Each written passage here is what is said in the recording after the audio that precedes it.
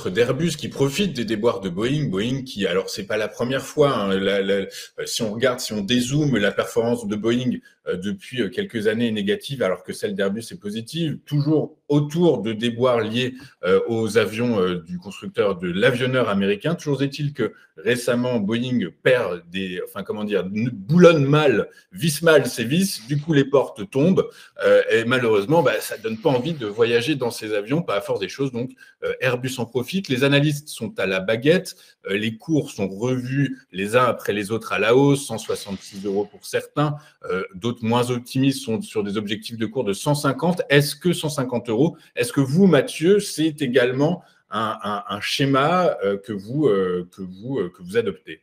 Alors tout d'abord, il faut s'accorder sur le sens. Effectivement, c'est la hausse, hein. On est sur un titre particulièrement résilient, notamment depuis le rebond du mois de novembre, qui a marqué des nouveaux plus hauts et qui récemment a encore une histoire de polarité sur 136,60. 136,60, c'est quoi? C'est le plus haut de l'été, testé à 2 reprises, qui a été support, testé lui aussi à 2 reprises et qui a provoqué l'ouverture d'un gap haussier.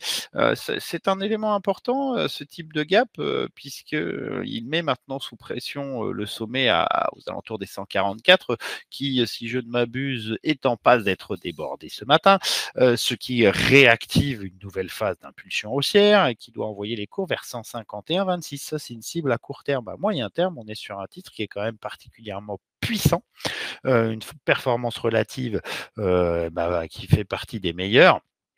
Et qui en plus, en termes de news flow, hein, de flux de nouvelles, effectivement, il profite des déboires de son concurrent Boeing avec ce programme, 737 MAX, qui décidément, lui cause bien des soucis.